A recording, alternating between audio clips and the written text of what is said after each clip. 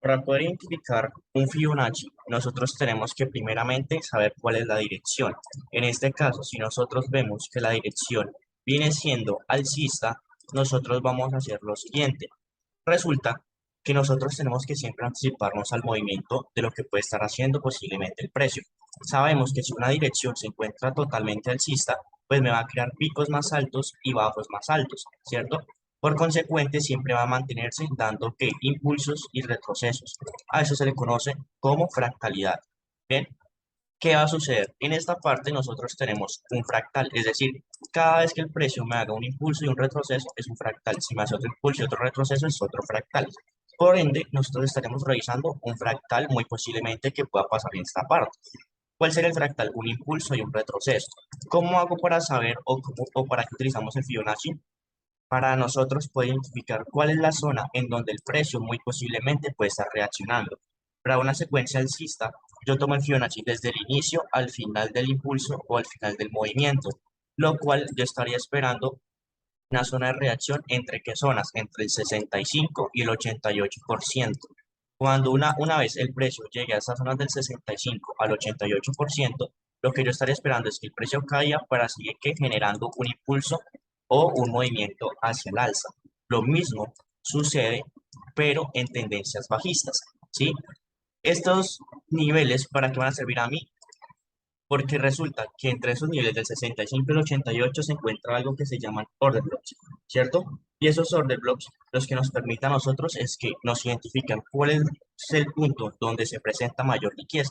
Se le conoce también como los golden numbers, ¿listo? Zonas de altas probabilidades para que el precio reaccione. En una secuencia bajista sucede lo mismo.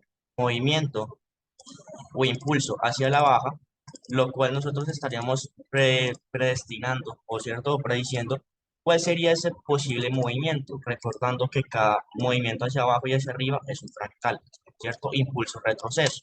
Acá se genera un impulso. ¿Qué estaríamos esperando? Un retroceso, ¿para qué? Para poder tomar movimiento y poder saber cuál es la secuencia. El Fibonacci de esta parte ya se toma de manera contraria, de manera inversa. Es decir, desde el inicio hasta el final del movimiento. ¿Por qué? Porque ese es un movimiento en donde ya está cayendo y lo que estaríamos esperando es que reaccione entre la zona de los golden numbers, pero en la parte de arriba, lo cual estaríamos esperando que el precio llegue, retroceda y posteriormente continúe su secuencia bajista. Vamos a verlo con un ejemplo en el gráfico. Si yo me voy acá en esta parte, yo tengo lo siguiente. Yo tengo acá diferentes fractales, un movimiento a la baja, retroceso, movimiento a la baja, retroceso, movimiento a la baja, ¿cierto? Si yo tomo un Fibonacci desde el primer inicio, es decir, de esta parte de acá arriba a la parte de acá abajo, nos damos cuenta que qué pasa con el precio. Llega a la zona de los golden numbers, a la zona de mayores que oportunidades donde se presenta grande liquidez. Apenas el precio llega a esta zona, los golden numbers, o la zona donde se encuentran también order blocks, que son huellas institucionales, el precio tiende a reaccionar.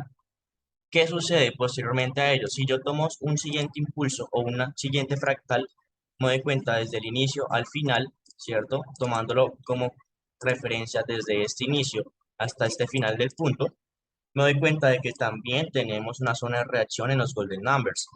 La mayor parte del tiempo, en todos los movimientos, el precio siempre da descuentos entre el 65 y el 88% eh, de,